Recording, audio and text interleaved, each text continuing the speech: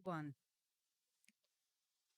Minister Gudbrandsson, Minister Noonan, other speakers of the session, dear guests. I warmly welcome you to this session that is hosted by the Soil Conservation Service of Iceland and the Global Peatland Initiative. First, I want to say best regards to the team behind the Peatland Pavilion and to my Peatland team at the Soil Conservation Service. And I want to use the opportunity to encourage you to visit the virtual Peatland Pavilion and learn more about Icelandic peatlands, among many other interesting stories summarized there.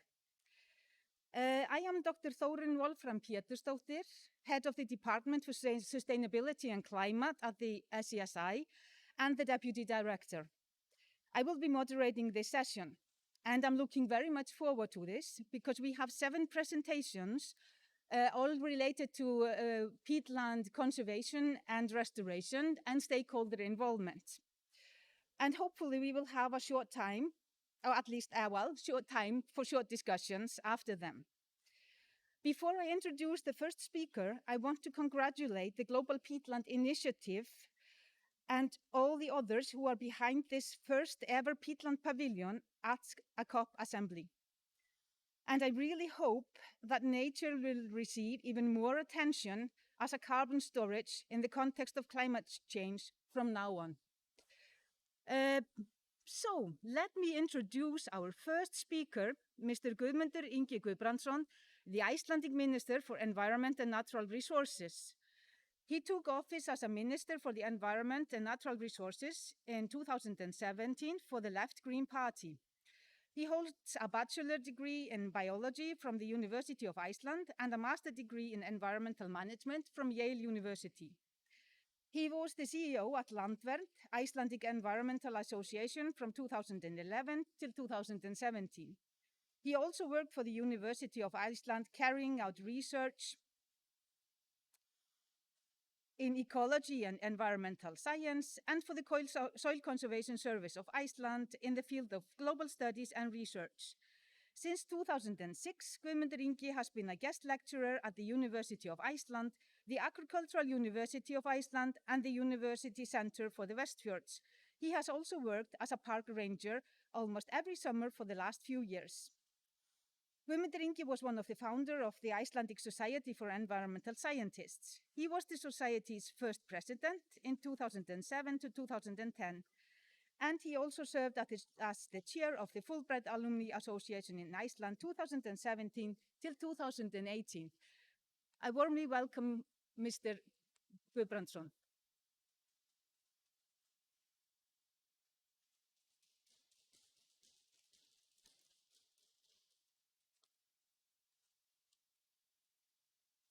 Ladies and gentlemen, and everyone outside these 2 categories, it's a great pleasure to be with you here today. And Thorunn, thank you for inviting me. Thorunn and I used to work together at the Soil Conservation Service, so it's always like coming home when I have the privilege to do something with the Soil Conservation Service. So I'm really pleased to be here.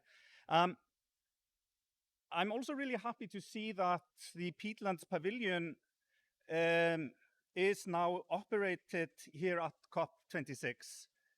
It's really, really important to increase the awareness and knowledge about peatland issues. Obviously, as we all know, the conservation and restoration of peatlands and other wetlands is crucial in climate mitigation and adaptation, and of course also in the protection of biodiversity. I am a firm believer in what we call nature-based solutions. And I remember when Thorunn and I were working together back in 2007, 6, 7, something like that. This was almost the only thing we talked about, the synergies between the conventions of biodiversity, climate change, and combating desertification. And I think that the international community has moved a lot in the last 15 years towards this direction, and I'm really happy to see that. Now, Iceland has been actively employing nature-based solutions for well over a century. Government efforts to halt soil erosions begin formally in 1907 when the Soil Conservation Service was founded.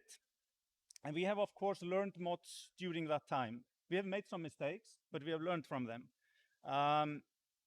Overall, I think that the work has been a success. We still have areas of soil erosion and unsustainable land use, but overall, Iceland is now reclaiming soil and trees and vegetation. And the present government has greatly increased these efforts in the last few years as part of our climate action plan. I would like to talk here about peatlands in a general and in a global context, but also to share some of our experiences in Iceland. The connection between peatlands and climate has been well established. More generally, unsustainable land use is the second biggest source of anthropogenic carbon emissions, as we know, after the burning of fossil fuels. Forest gets the most attention in this respect, perhaps understandably. It will be a major step if we manage to stop deforestation, and I hope that the pledge signed here at COP for doing so will advance from words to deeds. That is really, really important for our planet. But wetlands are no less important than forests, especially if we think about the carbon budget of land. Wetlands cover some 5 to 8% of the land surface, but store 20 to 30% of terrestrial biological carbon. If we drain and destroy wetlands, especially thick peatlands, we bring oxygen to this huge carbon store and create a slow burn with carbon emissions. This we know. Icelandic scientists confirmed this when they started to measure the carbon budget of drained wetlands. They brought their findings to the government. The Icelandic government, in turn, brought this issue to the international community, more specifically to the UNFCCC. Iceland formed a proposal to include wetland draining and restoration as an elective activity in the second commitment period of the Kyoto Protocol. The proposal was discussed and formulated and ultimately agreed. This was important not just for the purposes of the Kyoto Protocol accounting. This also established the issue of wetlands and peatlands as highly relevant for climate mitigation. It called for the IPCC to consolidate the science and make detailed guidelines for accounting for wetland draining and restoration. Many countries have taken notice and now include the conservation and restoration of peatlands in their climate strategies and actions. And like I said before, peatlands are biodiversity hotspots, as well as they are carbon stores. Their conservation and restoration is therefore a win-win activity for nature and the climate. It's an opportunity we should grab, that we need to grab, now that we are facing a serious climate crisis. So why are we still degrading and destroying peatlands in many parts of the world? Perhaps the answer is simple. Land is valuable for agriculture and human settlement. Peatlands are seen as wastelands for many. The majority of lowland wetlands in Iceland, for example, has been destroyed. The combined length of drained ditches in Iceland would almost encircle the whole earth. And Iceland is not a very big country, as you know. And the story is the same in many other regions. So the main question is, how do we reverse this trend? How do we realize the climate mitigation and adaptation potential of peatlands? Well, first, by raising awareness. I think the role of peatlands for climate and biodiversity is still vastly underappreciated. I think setting up a peatland pavilion for the first time here at COP is a symbol that this is about to change, and this needs to change. And I surely hope it will. We need to push for wetland conservation and restoration worldwide. Now, second, and this is crucial, we need to work with stakeholders. This is the theme for this event. And this is perhaps the main key for success. We need to stop the incentives for destroying peatlands, and we need to integrate peatland restoration into national mitigation and adaptation strategies. We will have to work with the people who live in or nearby peatlands. We should set the issue in the framework of just transition. If peatland destruction is seen as needed for the livelihood of people, especially in developing countries, then we will not succeed. Heavy-handed measures are not what we need. Such measures will be seen as unjust, and they will lack support. I see that we have speakers here from many countries in the world, and it will be interesting to get their perspectives. Stakeholder involvement is primarily a national and local issue, taking into account local ecology and social and economic situation. But just transition and stakeholder involvement also has a global dimension. Climate finance and support for developing countries is an essential component of our discussion here at COP, and also in our effort to save the planet. Of course, developed countries need to help developing countries to achieve a clean transition in energy and other fields, to abolish or jump over fossil fuels in their economic and social development. But we also need to support nature-based solutions in developing countries.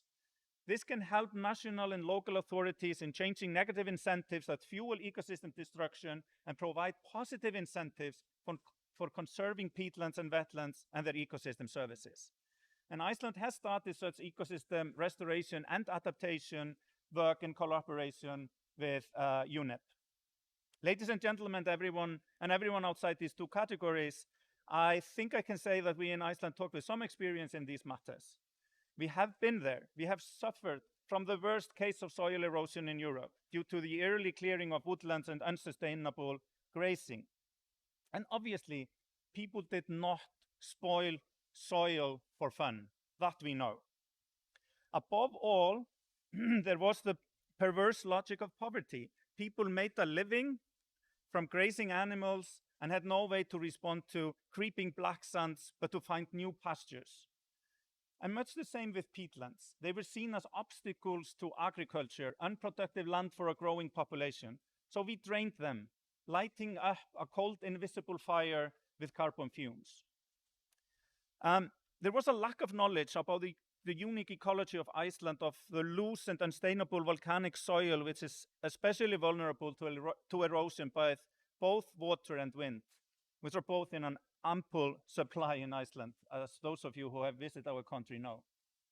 Now again, no one realized that this was the case with wetlands, and this was before catastrophic climate change was on anybody's radar. Now we want to reverse it, and we have multiplied our efforts in this regard in the last couple of years, admittedly from a low base, and we need to do much better. We still have a lot of obstacles to overcome.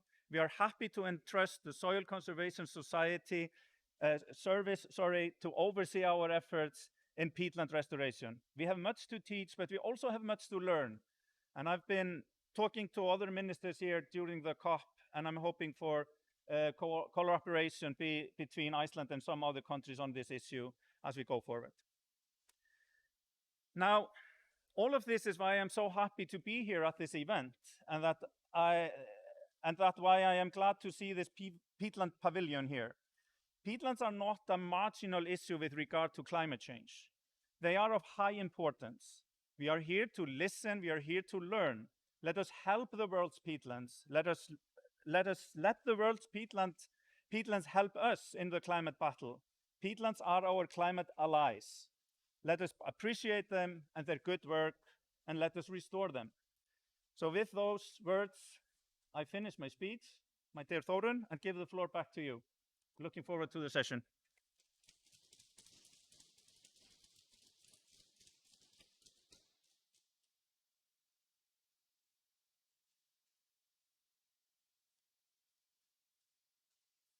Thank you very much for this encouraging talk, Mr. Guðbrandsson.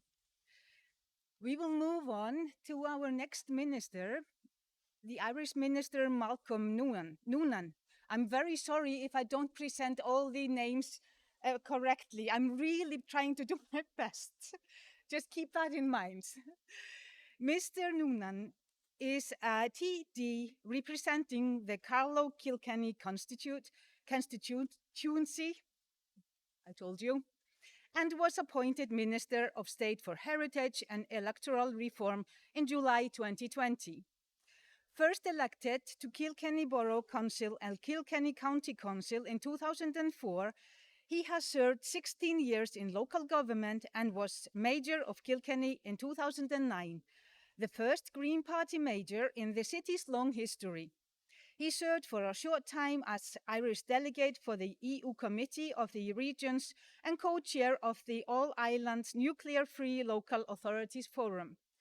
Malcolm's background prior to entering electoral politics was in environmental and community activism, as a director and national coordinator with Friends of the Earth, Ireland, and involvement in community-based activism, biodiversity, climate actions, mobility, disability advocacy, integration, traveler development, and mental health. His professional work has spanned landscape gardening, suicide prevention, and graphic design. He holds qualifications in industrial design and a BA honors in rural development. Malcolm is currently studying towards an MA in international development in NUIM. I kindly invite you, Mr. Minister, the floor is yours.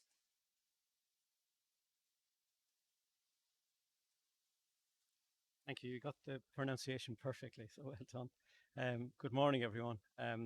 It's more an honour an seo inniu cafe sé agus nó cá tábhacht a seo. It's a great privilege to be here, to join you here at the Peatlands Pavilion this morning at this really important session. I look forward to the deliberations ahead. Acknowledge my colleague, Kieran Cuff MEP, from Ireland as well, and thank the Icelandic Minister for his wonderful contribution. It's wonderful as well to be surrounded by Tina Claffey's wonderful macro images from Irish bogs. I think they really show and highlight how special our peatlands are. Sometimes we tend to look in nature at the big things, but these things are really spectacular in their own right. And I think that Tina's images really capture that as well. So I just want to speak a little bit about Ireland's work around our path towards restoring and rehabilitating our peatlands. Ireland has one of the highest proportion of the total European Union resource of the Atlantic raised bog habitat type at over 50%, with 99% of blanket bog habitat in the Atlantic biogeographical area occurring between UK and Ireland. As such, Ireland and its citizens have a special responsibility for their management and conservation at an international level. Across the world, in many disparate countries, peatlands play a very important role in achieving a reduced global carbon emissions. You'll be likely to have heard this said many times at these past 2 weeks, but it's such an important message and really worth repeating. Peatlands cover just 3% of the world's surface and yet hold nearly 30% of its soil carbon. Simply put, to make savings in carbon, we need to restore our peatlands. It is vital, therefore, that we have discussions like this one here today, which allow us to exchange knowledge and ideas on how to best improve on our efforts regarding the conservation, restoration, and sustainable management of our peatlands. Today we're here at COP26, a defining event for every citizen of the world. Over the past 2 weeks, the world's governments have worked to agree policies which will put the planet on a path towards aggressively cutting greenhouse emissions and slow the Earth's warming. I am confident that Ireland, with its newly established National Climate Action Plan, is on the right path to meet this challenge, and with the successful management of our peatlands, this is integral to our plan. Peatlands have always been in important places in Ireland, even seen as spiritual places. They are a vital part of our cultural as well as natural landscape, and we must now strive to protect for our children and for future generations. Ireland now has several framework documents from which the cornerstone of our peatlands policy. They are the National Peatland Strategy, published in 2015, currently undergoing a midterm review, the National Biodiversity Strategy, the Climate Action Plan, and the National Raised Bog Special Areas of Conservation Management Plan. Today, we have a better understanding, through study, research, and land management experience, of the longer-term benefits that our peatlands can provide to society as a whole, particularly in terms of assisting in the capping and slowing down of carbon emissions into our atmosphere. Alongside this, the restoration of our bogs also brings incalculable benefits regarding biodiversity, air quality, water quality, and of course, the protection of our cultural heritage. So while our work on peatlands conservation may be challenging at times and requires significant financing, the rewards for our society and for current and future generations are priceless. And so we push forward to develop further expertise in this sector and increase the footprint of those peatlands where conservation measures are put in place. In Ireland, our peatlands are a key nature-based solution to climate change, but also culturally very important. We are very aware that to be successful in our peatlands restoration work and revitalise our bogs, we need to fully engage with communities and a wide range of stakeholders to ensure that there is a strong awareness of our work in this field. Our peatlands are a national, cultural and natural resource, and scientists, conservation practitioners, local stakeholders, farmers, NGOs and all other interested parties must be involved in the conservation about our peatlands and our conservation strategy. While it can be difficult at times to reach consensus across such a diverse range of stakeholders, I think that we can all agree as a society that it is an imperative need to address climate change and the loss of biodiversity and habitats. We can all agree that we must act decisively to not only halt, but where possible, to reverse the current devastating trend. From the experience of my department, I know it is crucial that the government helps and supports community projects which dovetail with our national peatlands management strategies to achieve positive climate change results. Local communities and volunteers are the custodians of our heritage and must be supported in their efforts. My department administers a Peatlands Community Engagement Scheme which funds a diverse range of local initiatives that support restoration, conservation of raised and blanket bogs, and are of benefit to the community through employment, educational and recreational amenities. I am delighted to be able to support organisations such as Ireland's Community Wetlands Forum, which does great work bringing communities together in support of the sustainable use of wetlands. These are local success stories we need to build upon in order to emphasise the benefits of peatlands conservation when combined with the principles of a just transition. Over recent years, the increase in funding for the conservation, management and restoration of raised bog peatlands in Ireland has allowed for a significant acceleration in the original roadmap from the restoration of the designated raised bogs network. We are undertaking significant actions to help reverse the losses that have occurred due to various pressures and threats to protected raised bogs over the years. Day to day, we are engaging with stakeholders, surveying, monitoring, researching and developing new policies and schemes to help stand up to climate change and allow natural conditions in our peatlands to be reinstated. We in Ireland face challenges surrounding peatlands management, which I'm sure are similar to our neighbours and neighbouring countries have encountered. Financing and resources must be secured. Land ownership issues surrounding bogs can be very complicated, and significant investigative and preparatory work must be undertaken before work on peatlands can begin. However, these challenges can be overcome, and by sharing and discussing each country's experiences, as we are doing here today, we hope to discover innovative new solutions to these challenges. Notwithstanding the difficulties and challenges we face, my department, building on the work done on previous peatlands restoration projects, which spanned over 30 years, will accelerate the restoration of almost 22,000 hectares of protected raised bogs in coming years. Ireland is also currently undertaking 3 EU Life-funded projects. One of these is the very successful Living Bog project, which is near completion and which will have restored 12 raised bogs, special areas of conservation throughout the Midlands region of Ireland. The second is a new EU Life-funded integrated project, Life Wild Atlantic Nature, which has a large focus on peatlands in the north and west. This project seems to improve Ireland's performance in conserving habitats, particularly blanket bogs, and is piloting a results-based payment scheme to reward participating farmers for environmental services. The third is a €10 million EU co-funded life integrated project, Peatlands and People, which involves the development of a Peatlands Knowledge Centre of Excellence and will act as a just transition accelerator. The Enhanced Decommissioning, Rehabilitation and Restoration Scheme, one of the largest projects in Europe of its kind, is regulated by my department and funded by the EU National Recovery and Resilience Plan. It encompasses peatlands management work on approximately 33,000 hectares of Bord na Móna, a semi-state energy company owned peatlands, which were previously harvested for peat extraction for electricity generation.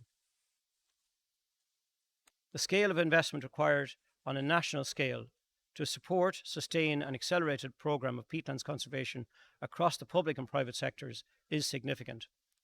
Ireland is exploring options to create a governance structure that can combine and mobilise a number of income streams for peatlands restoration. The ambition is to build a model that will bring on board business, landowners, and local communities to drive restoration at landscape scale and work towards achieving our biodiversity, climate, water, and just transition targets. Great work is being done by a number of different actors in Ireland, including the National Parks and Wildlife Service of my department, by state agencies, environmental organisations, and through community and volunteer efforts to restore degraded peatlands in Ireland. I am delighted that we can share our experiences and our lessons learned in a forum such as this. For every project we undertake, the expertise of our scientists and workforce in Ireland grows in the field of peatlands management. I am sure that this experience is similar to our colleagues in Iceland, to our European neighbours, and to other countries further afield. We need to harness this wide pool of experience in order to make our work in peatlands management as effective and efficient as possible. This is an area of ongoing study and development. Collaboration and the exchange of ideas, new breakthroughs and expertise done in partnership with stakeholders is key to our continued success. I look forward to the rest of the deliberations this morning and to engaging with you all in a really important session here today at the Peatlands Pavilion. Gur Makut.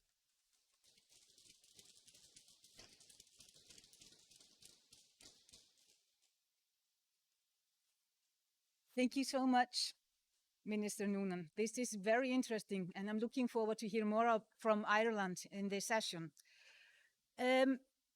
Natural resource management is about, of course, the nature and managing the natural resources. But how to do that? Yes, it's us, people, that are in charge. So it's all about the stakeholders. And who are the stakeholders? In this case, all the participants in the sessions are the stakeholders. And what to do first? Yes, we have to get to know each other a little bit. So that's why I will introduce each speaker with a short description that I have here in my book. And we're going to move now to Iceland.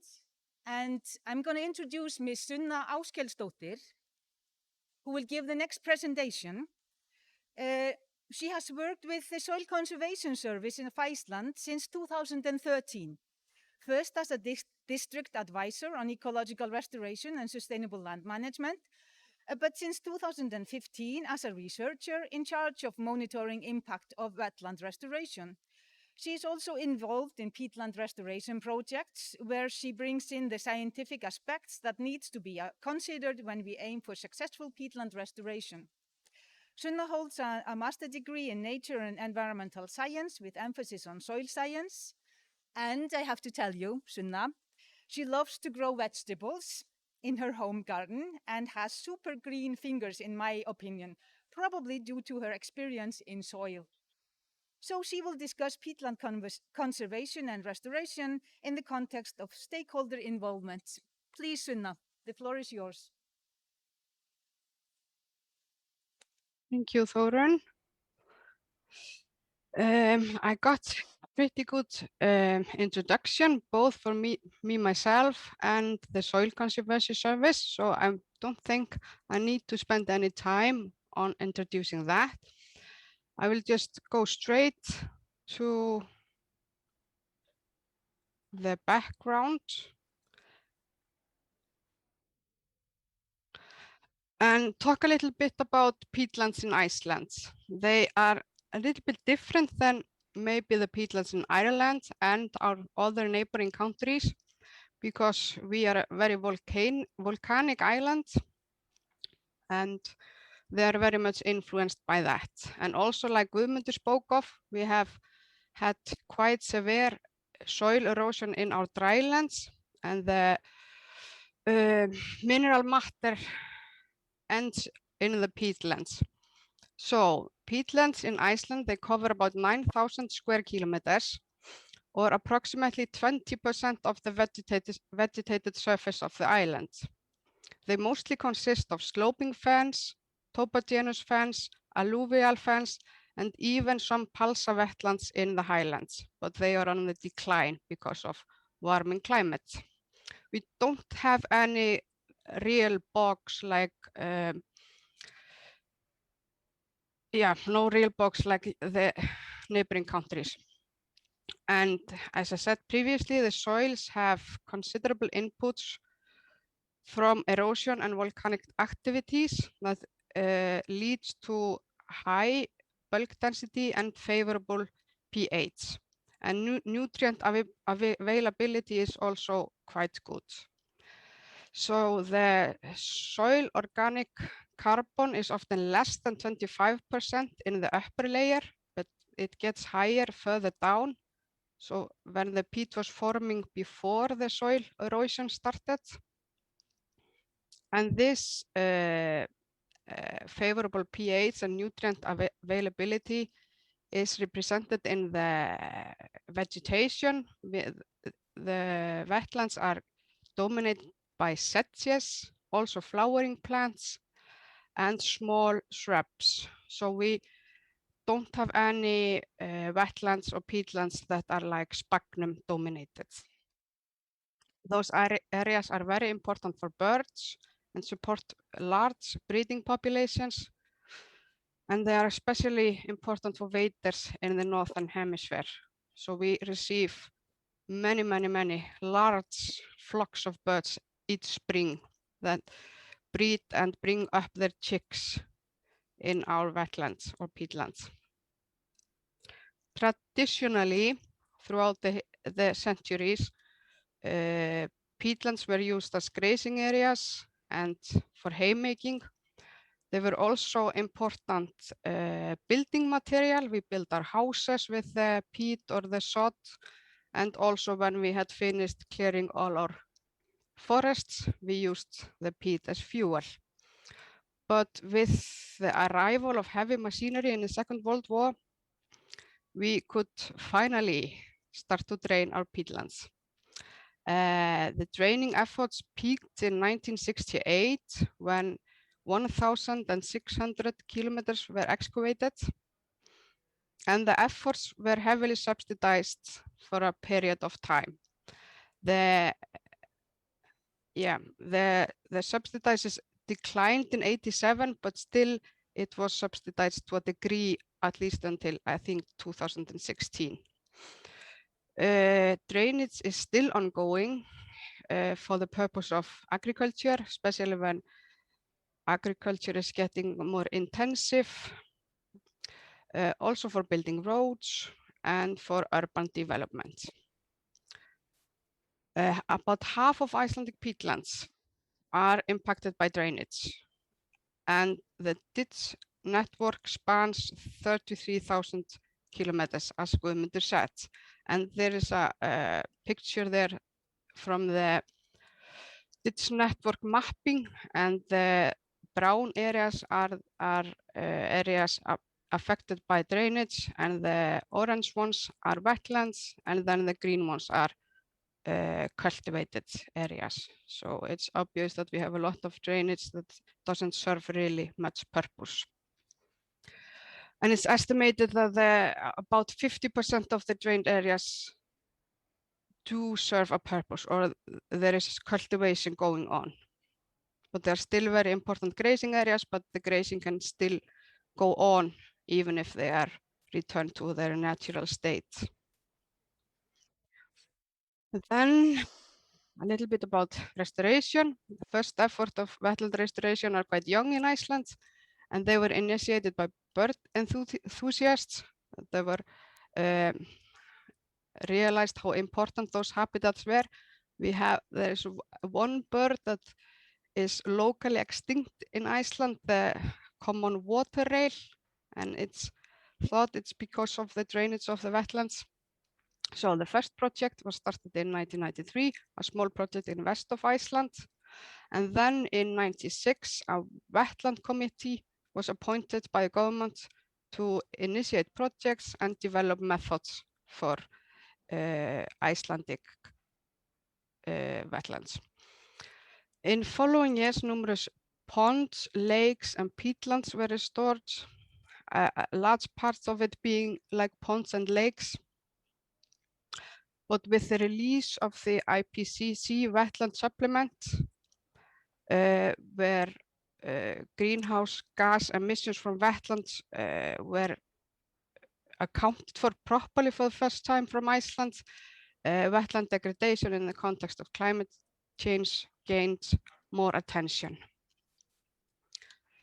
So in 2016, peatland restoration was for the first time included formally in Iceland's climate action plan.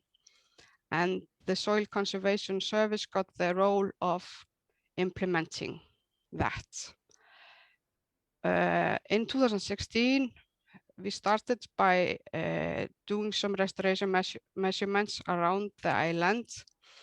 And since then, many small-scale restoration projects have been initiated. And both the number of projects and the scale of projects is rising, but still we have to do better. But we learned from the first year and the first years that we needed to emphasize a bit about building knowledge and data gathering so we could improve our results. So in 2017, we started a restoration impact monitoring program where we measured ecosystem key factors before restoration and then after restoration. And then we are going to follow them for years to come. And we are constantly developing methods of project planning. We have, because this has all been happening quite fast, so we haven't been emphasizing enough on the planning phase. And we are also developing methods for implementation techniques because we are a very hilly and steep country. We have quite a slope often on the sides. We have quite deep ditches, gullies. So we have to, it's sometimes tricky. Site mapping, we have been experimenting how to use drones to get better information and also just to get more done or easy work. And also how to monitor restoration success. What are the important factors to monitor? And we are also always initiating and we have to do more research. So I'm talking about stakeholders quite generally for the issue of peatland restoration in Iceland. We haven't done non-formal like stakeholder analysis, and we haven't included them in the planning phase enough, I think. There is something that we have to consider in the future for better results, of course. And the stakeholders, the most important, I think, for us are for landowners and also land users, because Iceland is a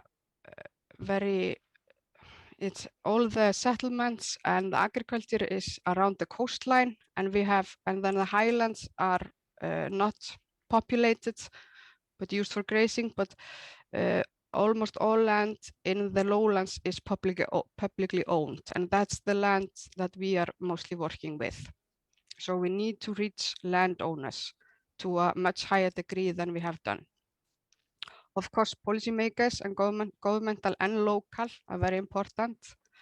The governmental policymakers, we have had quite success in collaborating with, but with local governments, municipalities and such, it's very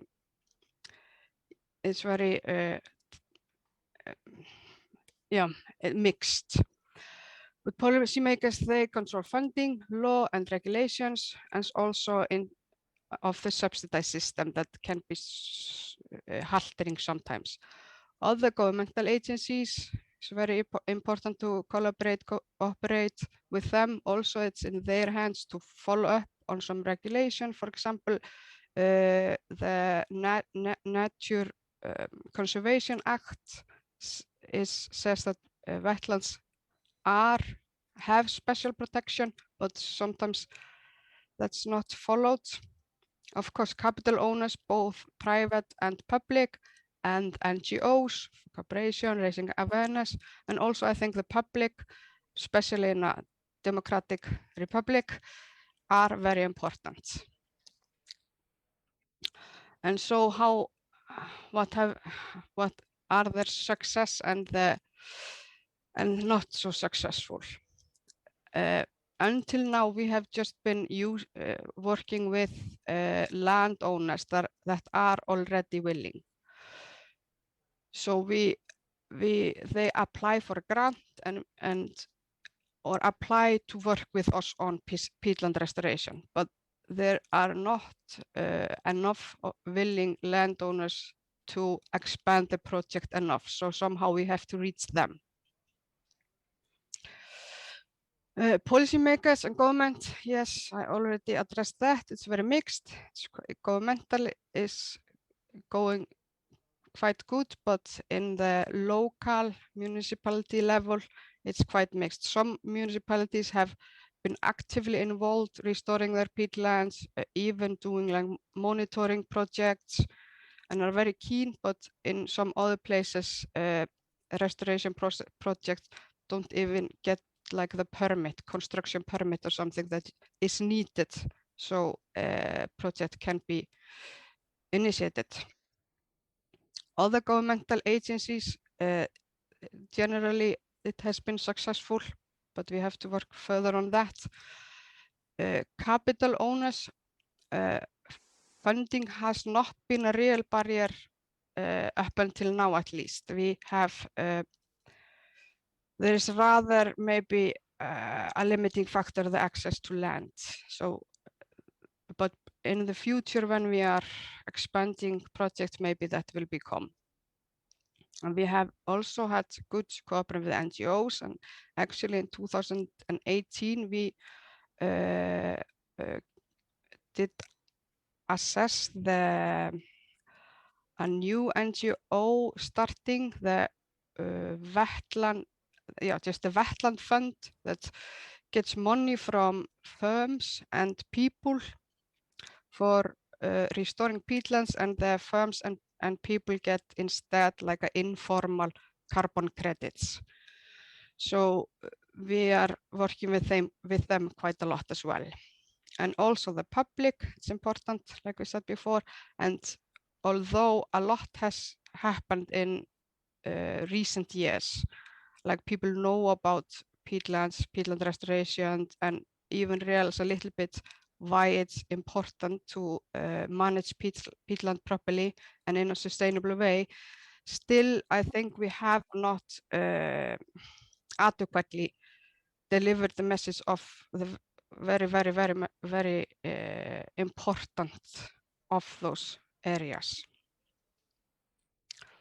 So I think the success is very mixed, but of course we have a lot of collaboration, but it's more like informally and quite organic. Maybe, but we should take this, like, do it more structured. And just for fun, I wanted to show you this because this is actually ongoing. This is a site in west of Iceland, a deserted, uninhabited valley that is owned by a person living in the capital, and she had owned this farm for many years and always felt a bit bad about this unused peatland that was degraded, and wanted to restore it or help it become more natural. It was drained in the 1975 because the farmer at that time wanted to build a airport. He was very optimistic farmer. So the Soil Conservation Service and the Wetland Fund did initiate the project. The Wetland Fund was going to fund the restoration measurements, and the Soil Conservation Service was kind of advising, addressing restoration feasibility and all kinds of stuff. So it was like a construction permit was applied to the municipality, but it got declined because the farmer in the next valley next year, he was against it because he wanted to use like this dry area here close to the ditches to access the highlands to gather his sheep. So so this was going on for quite some time, but finally now everything was settled, and as we speak, finally something is happening. Yeah, so it's a very pressing issue for us to upscale restoration projects in Iceland, probably as in many other places. We need to work at the landscape and watershed level and let the characteristics of the land and the restoration feasibility decide restoration efforts, but not only access to land as it has been until now for a large proportion. We also need more and better data. We need to know more about those valuable ecosystems in Iceland. We need to know about the degraded ones, but we also need to know more about our intact wetlands and how they are, for example, responding to changing climate.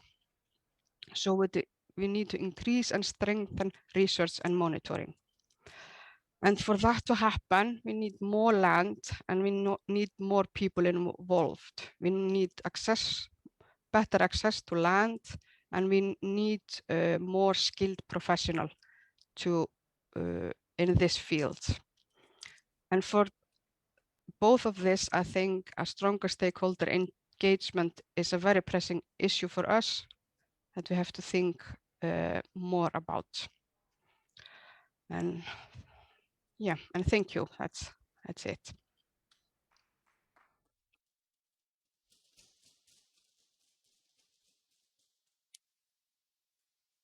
Thank you so much, Sunna. That was really good. Before we continue, I really need to ask the speakers, because I realized that being not present, it's more difficult to control the time. So I really ask the speakers that have still not given their presentation to be aware of timekeeping themselves. We move back to Ireland, and I'm going to introduce Dr. Maurice Eakin. He has worked with the Irish National Parks and Wildlife Service since 1999. In 2015, he was appointed Senior Wetland Ecologist with the Science and Biodiversity Unit, with a particular focus on raised bog conservation and restoration, with the aim of meeting Ireland's commitment to the Habitat Directive. He is responsible for managing survey, research and monitoring work on Ireland's wetland habitats, and for communicating the results of his work within the scientific community and to the public at large. Maurice grew up in the northeast of Ireland, and his family had a turf plot where they got their annual fuel supply. This experience led him to appreciate the value and beauty of peatlands and spurred him to help protect and restore them. In Ireland, there's an expression which says, "You can take the man out of the bog, but you can't take the bog out of the man." Mr. Eakin is going to discuss Ireland's peatlands conservation and restoration achievements. The floor is yours. Welcome.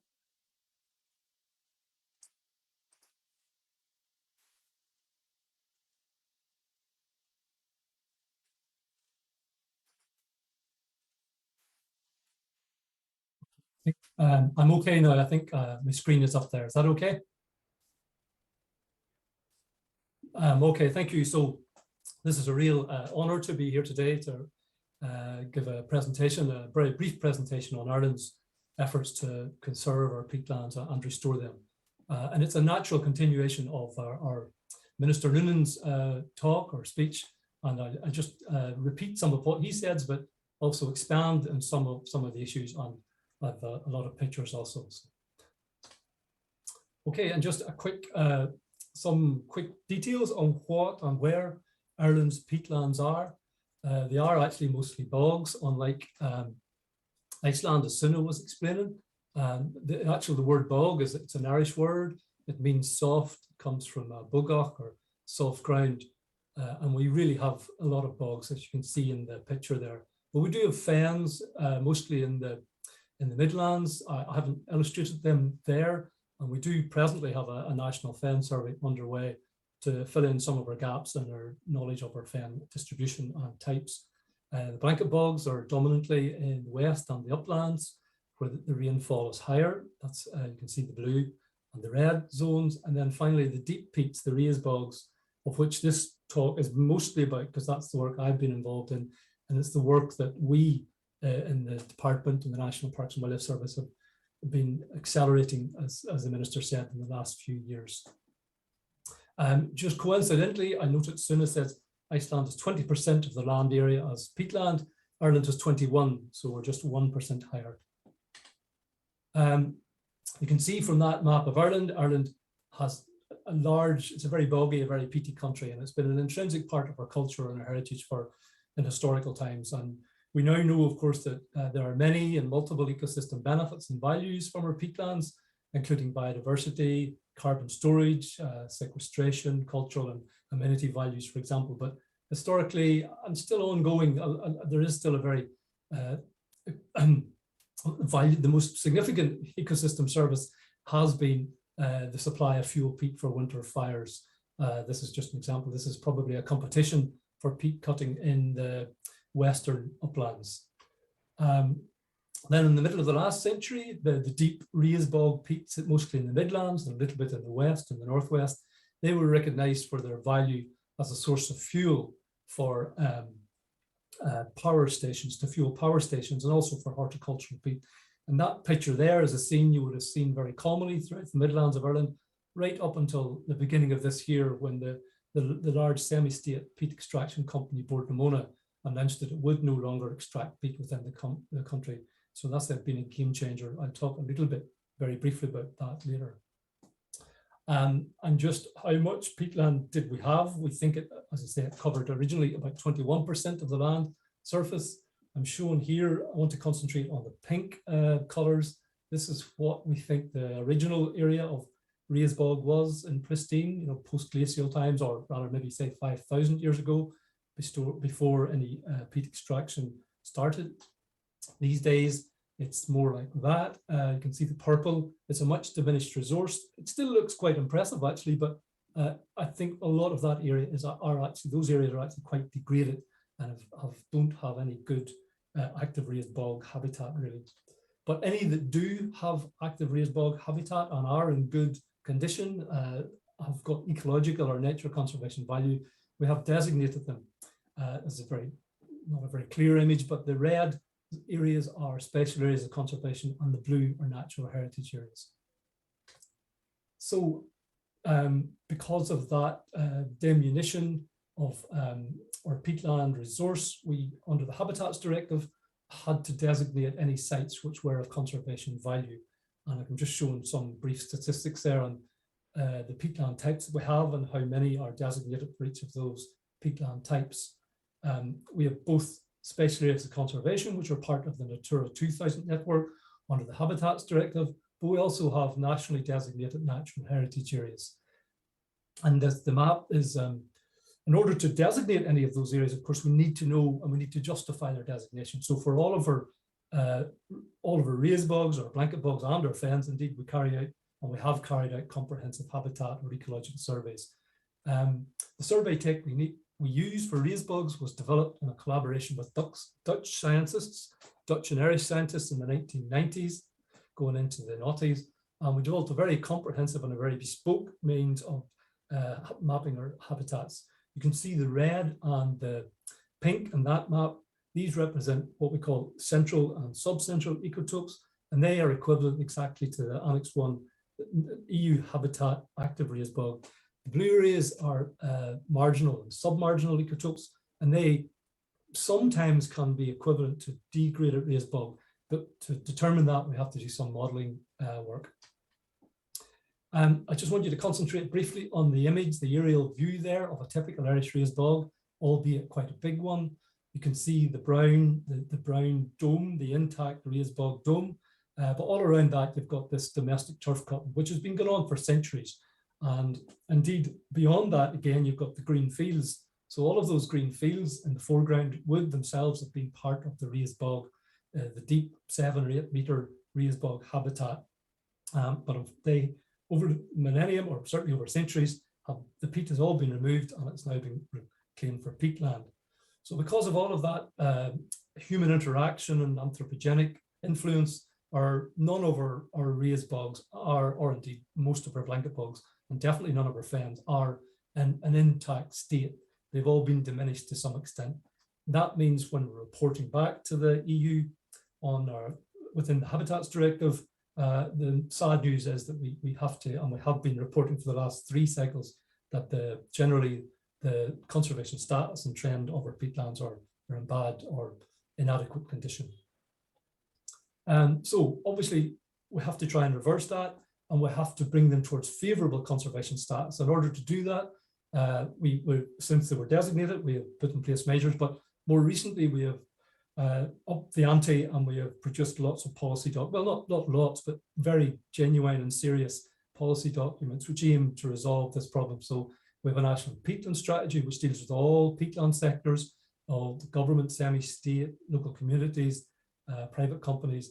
And then on the right, we have the National Raised Bog Special Area Conservation Management Plan, which goes into into great detail on exactly what we have to do within our raised bog network. These are all available on our website, by the way.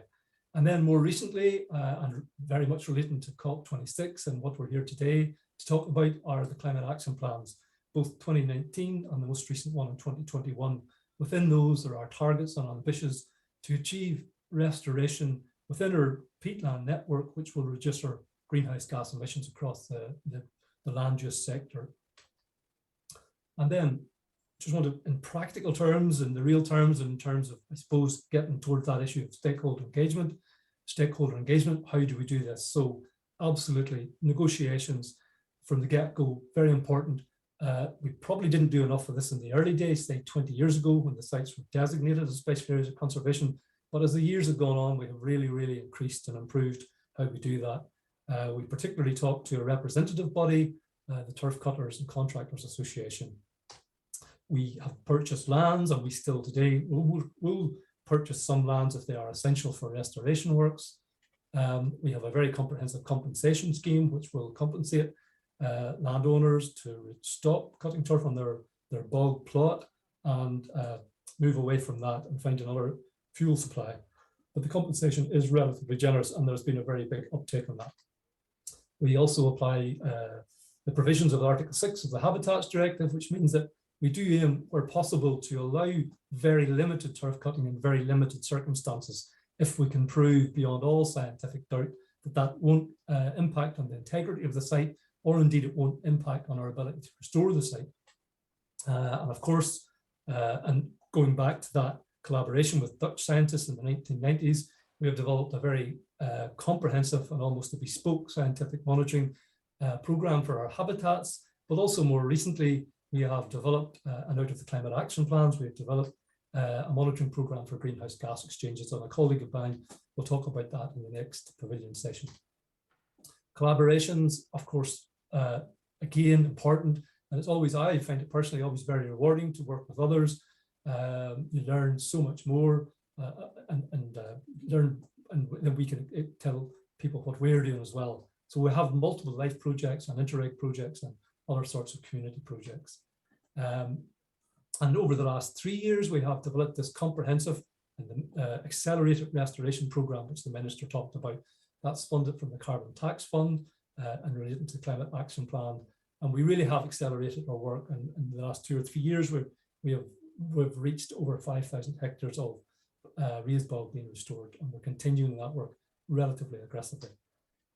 Again, and this is why we're here today, primarily at this Icelandic session, is to talk about stakeholder engagement. And we really do have lots of conversations, and we do support and fund community engagement. And you can see the Peatland Community Engagement Scheme, which will offer funding to anyone, any community on a peatland who want to restore the bog or provide amenity or promote it, produce a booklet, that sort of thing. The biggest conversation this year was the Peatlands Gathering, which happened just last month, and they have already been represented at the pavilion on Wednesday. And out of that, we had a fantastic day on Clon Bog. You can see it there.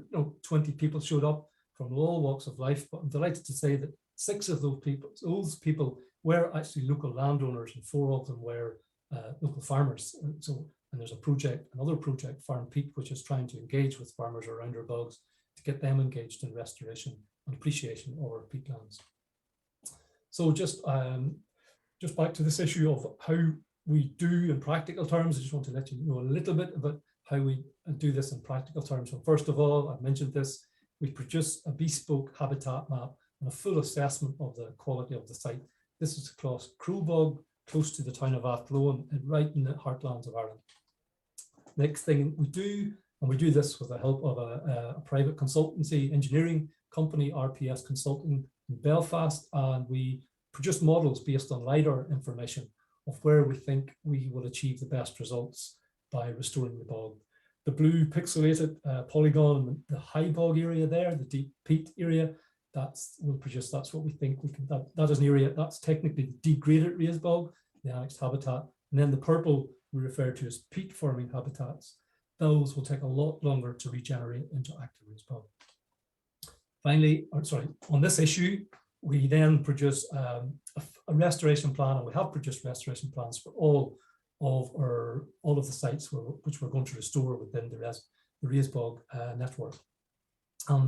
The plans themselves state and clearly what techniques are to be used, and these are based on the best practice guidance which we produced a few years ago. Very comprehensive account of all of our techniques. And then right down to the nitty gritty, this is a map. It was actually produced by Bord na Móna, the semi-state commercial company I talked about earlier, who are now no longer carrying out peat extraction, but they do have some very excellent engineering expertise. So they project manage this work on our behalf. And for each bog where we're going to do the work, we lay out in great detail where every drain is and every area we're going to block, the drain with dams or any area with bunding. And then we implement the work. And then subsequently we produce a drone image. Drone imagery is called an as-built.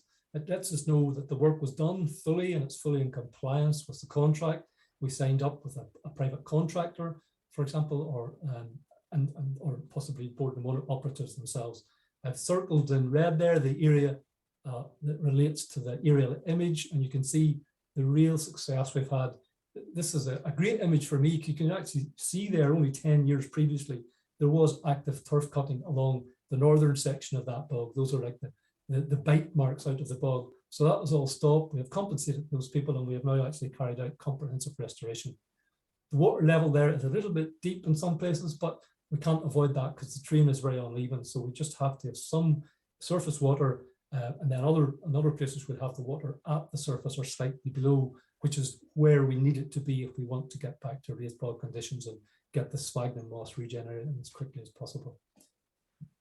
Quickly, a few more slides. Typical drain blocking technique. Just to let you know, it can be done wrong. Those dams are very big and they will survive. Bunding measures.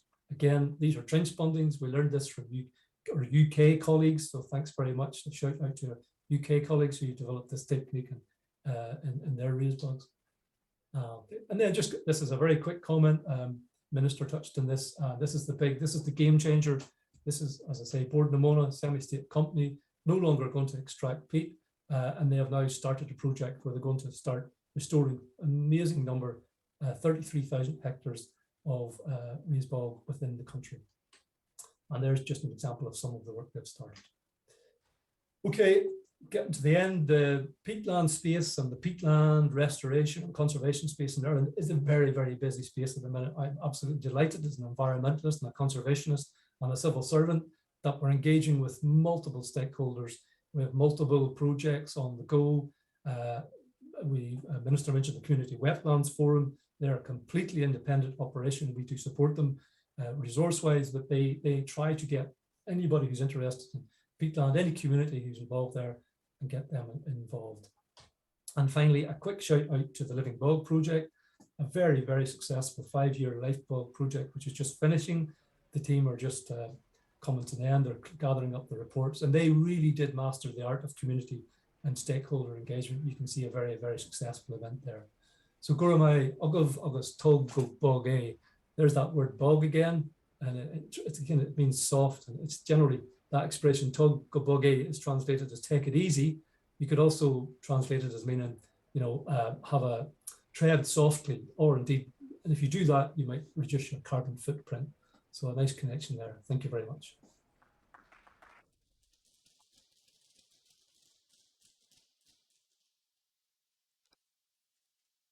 Thank you so much, Mr. Eakin. This was very interesting and lots to learn from Ireland, definitely. Our next speaker is in a different continent of the world. He will tell us a story from Peru. Jorge Lopez Doriga has, through his long career, worked in different fields, including being Director of Marketing for Spain, Executive Director Europe for Disney, and as VP Marketing for LATAM Spain and for Sony BMG in Portugal. He joined AGE Group in 2008 as the Global Marketing Director. In that post, he developed an international expansion of the company and its marketing strategy. Since 2015, he is the Chief Communication and Sustainability Officer of the group. Furthermore, Jorge is a Zen teacher of Zen Buddhism at the Zen River Monastery in the Netherlands and leads the Zen River Centers of Madrid and Lima. He's also a member of the Americas Council for Conservation, international member of the board of the L+, and the Service for Protected Areas of Peru, and a promoter of the gross national happiness of Bhutan. He will tell us the success case of working with agui fruit and the local communities in Peru. Welcome, Jorge, the floor is yours. Thank you very much. It's a real honor to be here. I want to talk about a nature-based solution to protect one of the most precious peatlands in the Amazon jungle. So imagine here you are combining peatland and forest. So welcome to the natural revolution. See, for the last 150 years, we've been under the spell of the Industrial Revolution. And this Industrial Revolution had turned humans into consumers. It is a word we use constantly, naturally. No, the consumers here, the consumers there. Well, I'm sorry, I'm not a consumer. I'm a human being, and I have a relationship with the things we buy. So what happened is the Industrial Revolution turned humans into consumers, and what is the function of consumer? To consume, consume, consume. So what happened is that we have consumed the natural resources. But there is a new, I'm trying to wait here. It doesn't seem to move the presentation. Sorry. I'm going to stop sharing. Okay.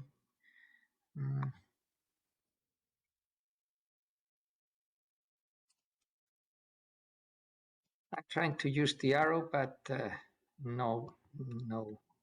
There we go. Now, but now there is a new way. It's the new natural revolution, and the new natural revolution comes because humans have a different relationship with the things that they share. Now we don't have consumers.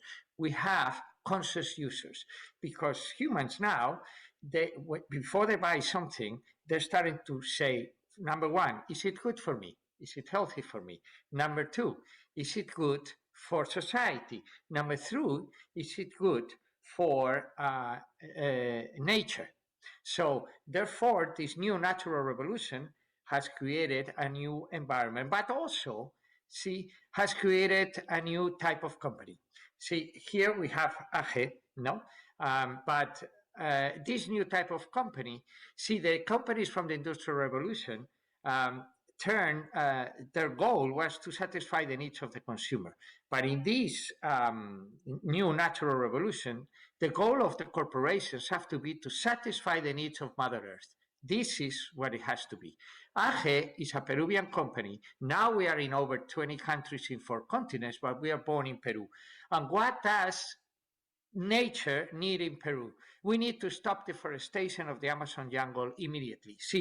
Peru is the second country with more Amazon jungle in the world. And therefore, the need of Mother Nature is to stop deforestation. That's thing we need to do, because it's already deforested 17%. If it reaches 20%, it will become an African savanna. And who can do this? We have to empower the local communities. We have to empower the indigenous communities of the Amazon, because they are the ones who've been protecting it for the last 10,000, 5,000 years. And therefore, they are the true guardians of the forest. We need to empower them to do so. And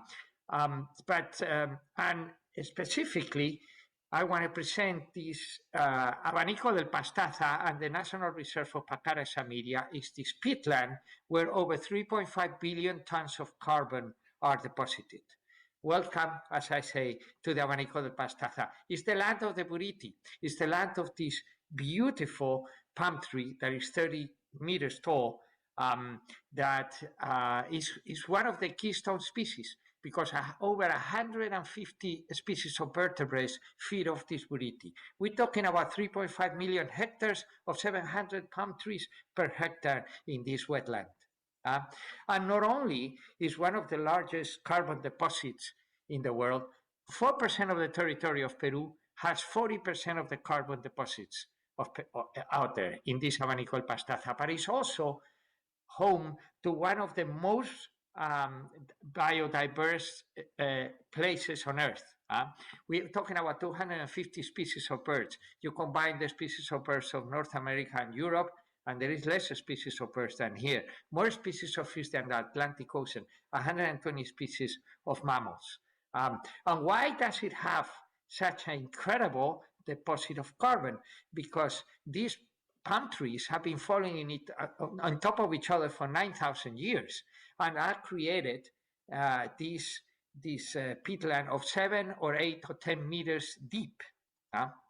What happened if you don't protect it? What happened if you cut this buriti forest? That all this carbon that is deposited, it will start going into the atmosphere, and of course it will provoke fires, and it will provoke even more disaster. We're talking about, it would be like 4 times the disaster of the fires of Australia. That's why it's so important to protect this area. But see what happened. People don't cover these peatlands. They don't cover these trees because they're mean or because they're ignorant. They do it because the market economy has already arrived to the Amazon. And so therefore we have to convince to the world that the green gold, in other words, the forest standing and being protected has much more value than the black gold or the yellow gold. And this is what we're trying to do. What we're trying to, because in order for Mother Nature to protect itself, has created these beautiful superfruits that are in this peatland. So our goal is, we are a beverage company. We work with the indigenous communities that are the biggest experts, because for thousands of years have been collecting these superfruits. We buy these superfruits from them, and then we put them into drinks. Now, what has value, no one is going to cut it. If they get their revenue, and if they get their resources and educate their children by collecting the fruits from this forest, they are not going to allow anybody to come into the forest and cut their source of income. So this is our dream. And why we call them superfruits? Here, for example, we have camu camu. This is one of our drinks. The camu camu collected by these communities has 460% of the vitamin C you will need in one day. So camu camu has 50 times more vitamin C than an orange. Then we have the buriti, as you've seen, and the cocona. Buriti is this 30-meter tall palm tree, as I said. And buriti, for example, has 100 grams of buriti has the same amount of vitamin A than 2.5 kilos of carrot or 11 kilos of melon. But it also has omegas 3, 6, and 9, and all type of vitamins and minerals. And then we have the acai, and this little can of acai will have the antioxidant power of 62 blueberries. We have started in the National Reserve of Pacaya-Samiria, as I said, but now we're working with these superfruits and the protected areas of Peru in 4 national parks. We're now talking about 7 million hectares of protected land where the communities collect these fruits and sell it to us, and that way we protect this land. And we're also now expanding to Colombia, and collecting from communities for the acai in the Amazon jungle of Colombia.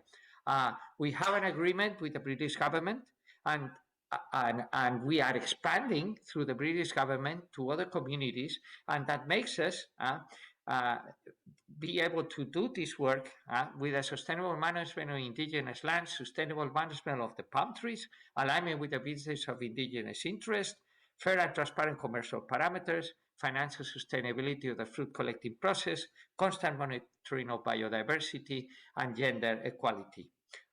So our mission, from the heart of the Amazon jungle, working with indigenous communities, sustainable harvesting, helping mitigating climate change and protecting biodiversity and protecting the.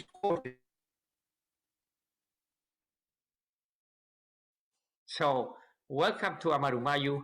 Amarumayu is the name of the Amazon before my ancestors, the Spanish, came over. Amaru means serpent, Mayu means river. So welcome to the river of life. Welcome to the river of wisdom. Welcome to the Amarumayu movement. Thank you very much.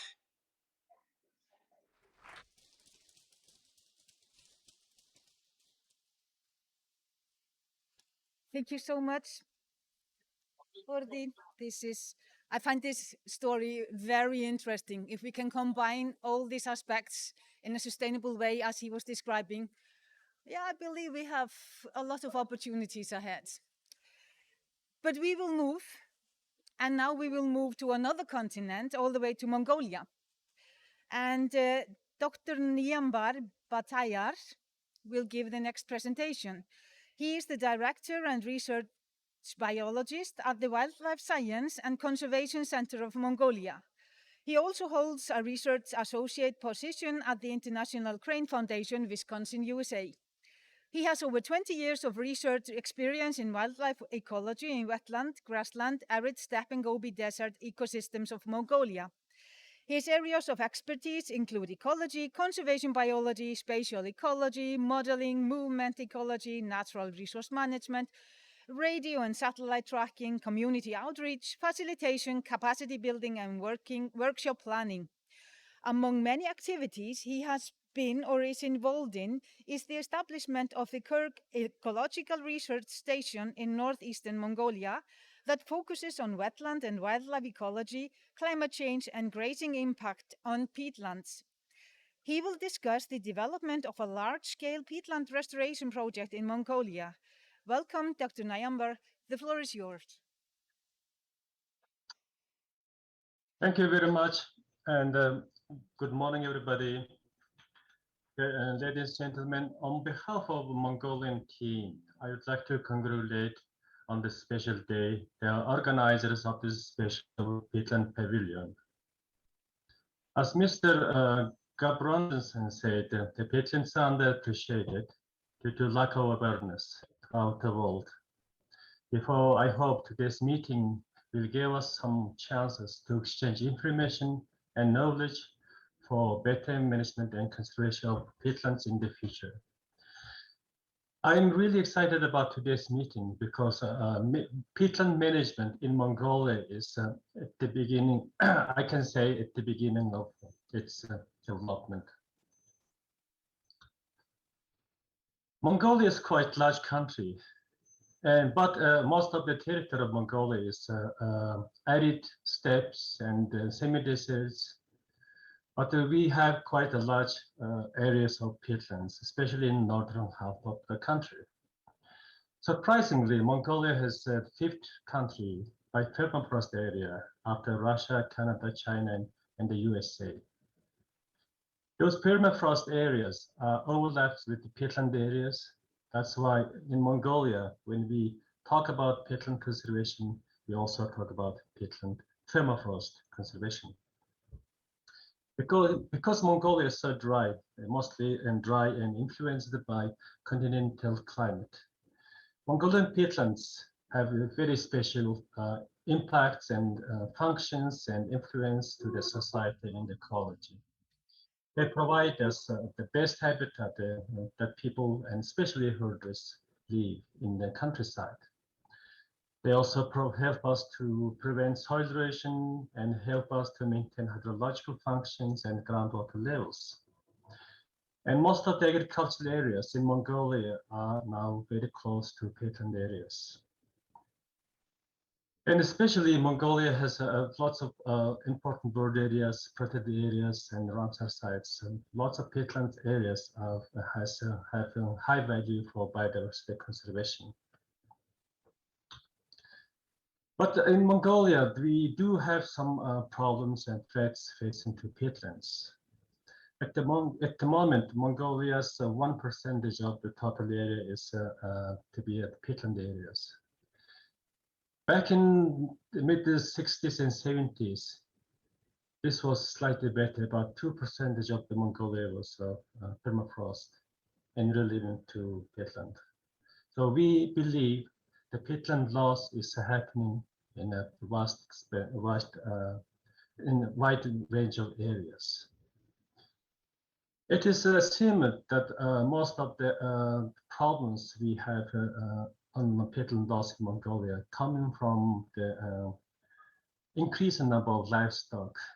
Basically, the overgrazing is a big issue that you can see everywhere in Mongolia.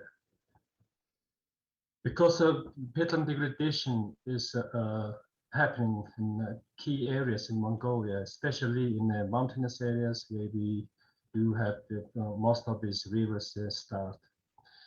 It really has some impact on biodiversity and carbon stores, but we do need to act very quickly. As you can see in this slide, then Mongolia has now 70 million livestock. Since Mongolia started opening to the free economic system, the livestock number has tripled. So you can see this. You can see such a dramatic increase within this relatively short time period may have some impact on peatlands and wetlands in general. Because arid Mongolia in general, arid region, and the peatlands provide the best grazing area for livestock. In this map, you can see the distribution of permafrost and also the peatland areas. Although Mongolia has about 1% of the area, peatland areas, their location is quite restricted to northern part of Mongolia, especially in high elevated areas. That's why the remaining peatlands need to be preserved and managed better.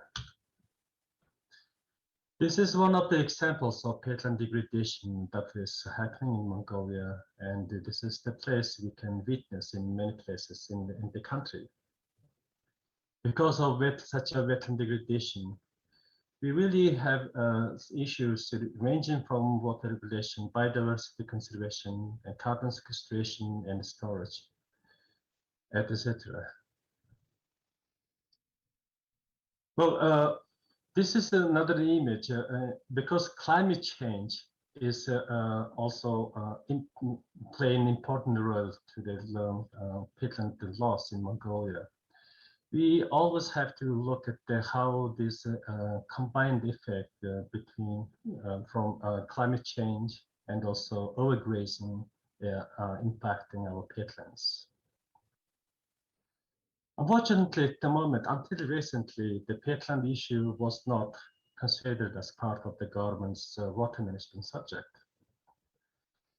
That's purely due to lack of awareness, and people at all levels were underappreciated, and also they didn't know the importance of peatlands and now its ecosystem, and also the ecosystem services they provide for people and the economy.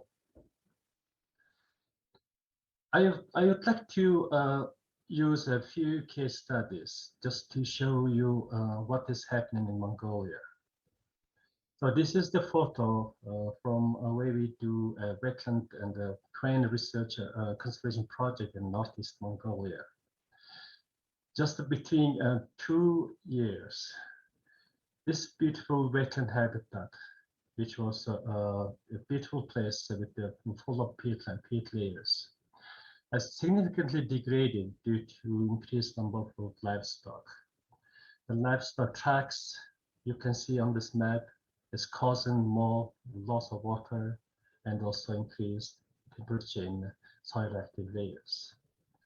After 2 years, 2 pairs of endangered crane had to abandon this lake because the lake and wetland is now fully occupied by large number of livestock. So we started the underlying conditions of this lake, and we found that previously these areas were supported by permafrost, and then thin layers of peat layers that was supporting the whole area. Because livestock now destroys the peat layers, the temperature increases, and then eventually we are losing the peatlands habitat, fine peatland habitats in this area. This is just one of the examples of peatland issues we are facing on peatland habitats in Mongolia due to livestock grazing. Of course, then the lack of knowledge and also information because of the peatlands, some of the infrastructure development projects are heavily impacted. And in this photo, in these images, you can see the Mongolian government put a nice highway in Western Mongolia, but after 2 years, this nice road is basically destroyed because it was impacting the peatlands underneath. Agriculture is also expansion to fragile peatlands. This is a really big concern because if they continue expanding like this, we will lose lots of peatland, fine peatland habitats. So peatland is a really vital ecosystem for Mongolia with significant ecological and economical and biodiversity impacts. After the Mongolian Peatland Conservation Strategy, which is the project supported by the Asian Development Bank. Now the GEF is support another project managing peatlands in Mongolia and enhancing the resilience of pastoral existence and livelihoods of nomadic herders. This project will start next year and continue until 2025 with the budget of GEF project budget financing of 3.7 million. Within this project, we want to develop the capacity for Mongolia and also make sure that in several key economic sectors, people understand and also start using the climate smart peatland management solutions into the practice. In this project, we will be focusing on agriculture, biodiversity conservation, and systems as a case studies, and also grazing, sustainable livestock grazing management. We expect over 12,000 hectares areas restored after this project, and about 8,000 hectares area improved, and large numbers of greenhouse gas emissions mitigated. And this project is really in line with many of our national and international policy documents. But to make this project successful, we really do need to improve our capacity building. And today's meeting, I'm really learning many important lessons from your talks, and hopefully Mongolia can benefit from information and knowledge you have for better peatland management in Mongolia. With this, I would like to finish my talk, and these are a list of my colleagues who are working on peatlands research and conservation in Mongolia, and also key organizations. Thank you very much for your attention.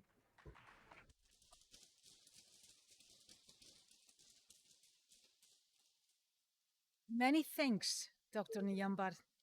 This is surely an interesting story that you told us from Mongolia, and I'm looking forward to follow that up in the future.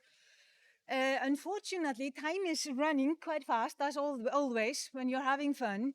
But we have still one more presenter to go, and I have the permission to go further on, even though the session should be over. And then, of course, we will not have any time for the questions. I'm very sorry for that. But we hopefully can continue with that, with the session that takes place then at 11 o'clock. I will give that over to you guys that will be in charge for that one.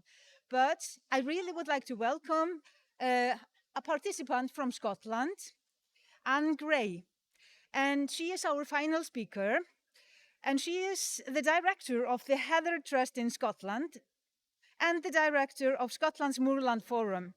The latter is a grouping of 27 organizations that come together to discuss research, policy and practice relating to moorlands, including peatlands, in the wider context of the Scottish uplands.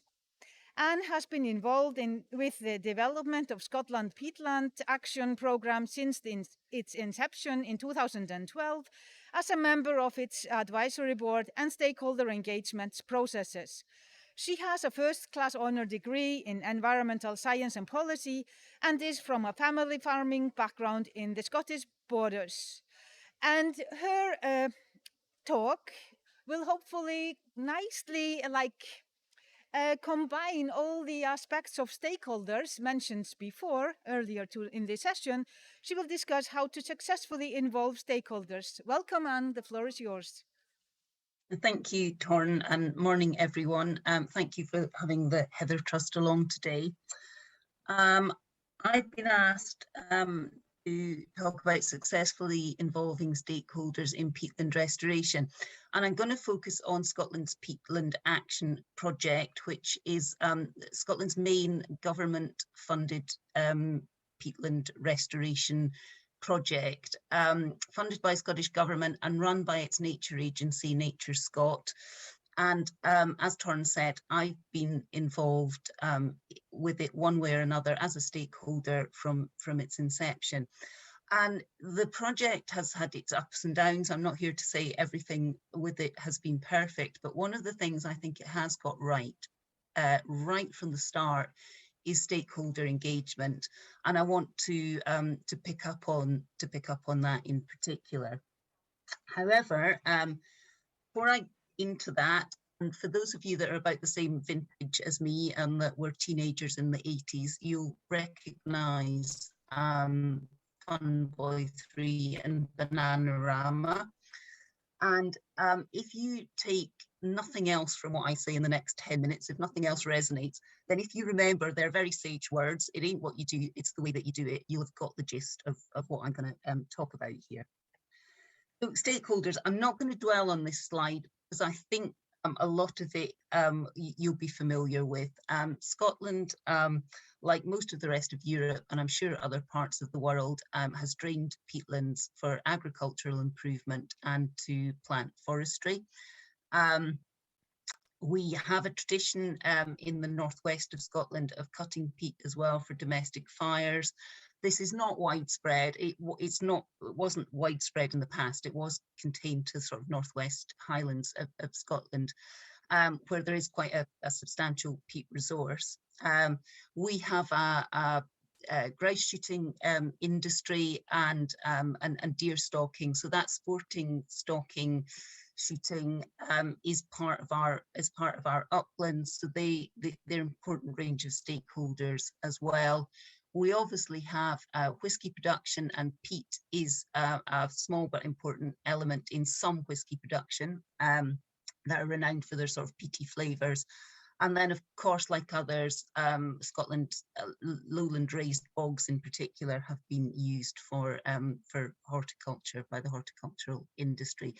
So the stakeholders I'm going to focus on are the ones that I'm most used to working with, the landowners and managers, moorland owners and managers of Scotland. Have a little bit of background to Scotland.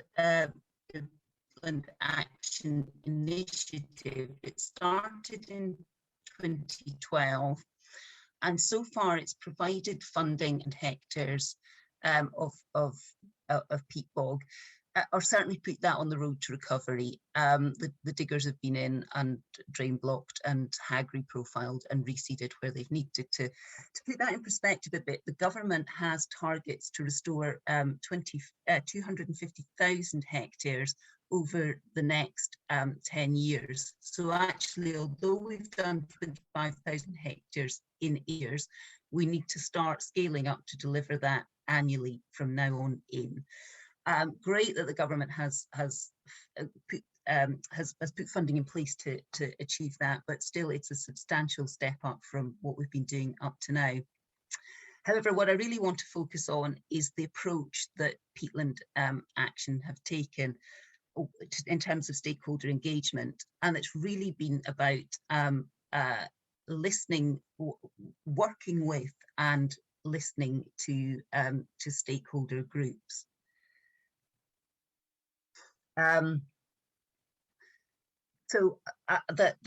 This is the nub of my presentation, really, which is about engagement and facilitation of stakeholders. So this is not, I mean, most of you will probably recognise commonality in the fact that we have degraded peatlands in Scotland, and that we have we are putting processes in place to restore that. There's funding, there's research, there's skills that are being developed to put that in place.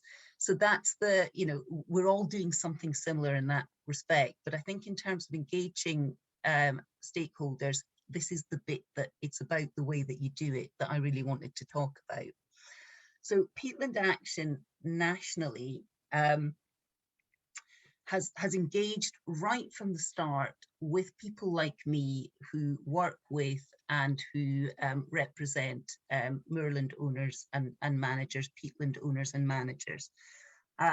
So we've been part of building the project, of advising on how it should operate right from the beginning, and I think that's incredibly important. And that's at the, you know, that's at the top level of project development.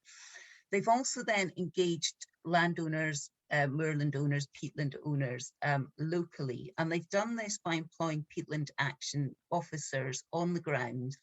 They are based locally. They're there to work with people. I think really importantly, that's not just about engagement and persuading people that they need to restore their peatland and that would be a good thing to do. They also facilitate delivery. So Peatland Action officers will put together funding applications for people and for farmers, for you know, grouse estates, with work with deer management groups in Scotland.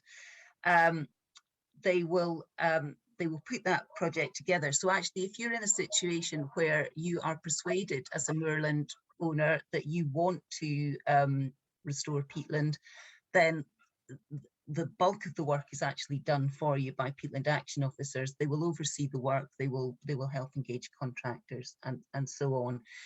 I think beyond that, though, we've also local land use consultants have been funded to pull together funding applications and do that facilitation as well.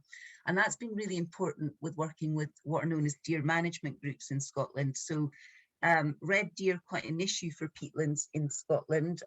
We have fairly large numbers of red deer, Scotland's biggest mammal and no predator other than ourselves.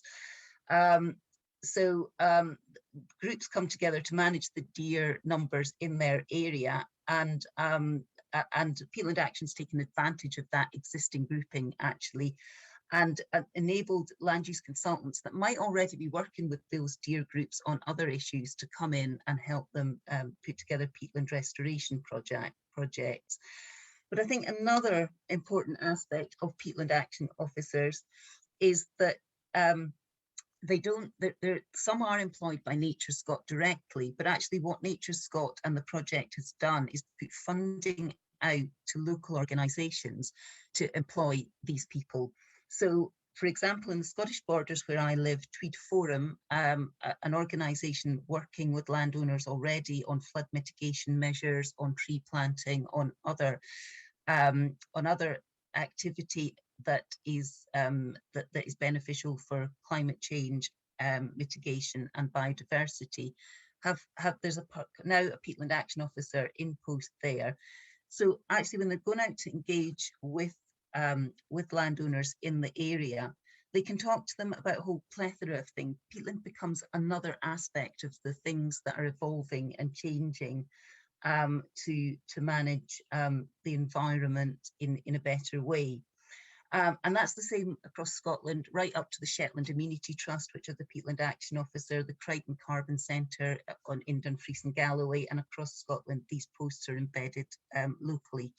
And they help keep those local organisations going. There's a level of trust develops. These are local people on the ground that already know landowners and managers. So they're trusted. There's a level of trust builds up there. Another aspect of what Peatland Action has done is to run workshops with communities of interest, so such as the whisky industry and the peat cutters that I talked about before.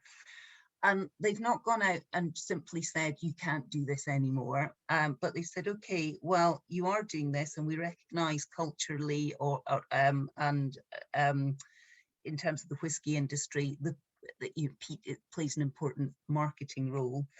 That's important to Scotland. It's important to rural incomes and jobs. So let's talk to you about how we might be able to do that sustainably. So how we might be able to do that in a better way, how we can minimise impacts, where you might be able to do it on less valuable sites. So there's been that engagement there. The Peatland Action has very much gone to people and said, let's have a conversation, let's talk about this. Not gone in there heavy and said, you simply can't do that anymore. There's two projects that Heather Trust has been involved specifically with Peatland Action on delivering, and one is to develop guidance for landowners and managers that have had the diggers in and had the restoration work done, and are then on that long sort of 20 or more year journey towards achieving a functioning bog. And we recognised that there wasn't any guidance or help or support for landowners in terms of what they then needed to do. Could they graze these areas? What could they do with them beyond? How would they recognise if actually they just needed to leave that area alone to recover, or whether there needed to be some intervention to make sure it was on that proper trajectory to becoming a functioning bog. So we've helped to develop guidance, and that's about to be released in the new year. And we then also want to develop on training from that. And the other thing we want to do, we run a small grant scheme already to help small-scale crofters and farmers put in measures for breeding waders, to help breeding waders, which are many of them struggling in Scotland in terms of numbers. So we want to build on that and actually put in place a small grant scheme that will sit alongside the much larger Peatland Action grant scheme to help deliver for those smaller family farms and crofters, and thus ensure a just transition. And I think that's really all I've got to say. We are short of time, so I'll finish there. Thank you all very much for listening. And if you do have any questions about what I've said, I'm happy for you to contact me or pick that up in the chat in whatever way might be possible. Thank you very much.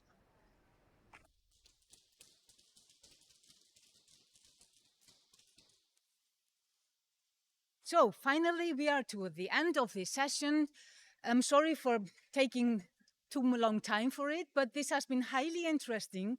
And I want to thank the ministers and the speakers for their fascinating stories from all over the world.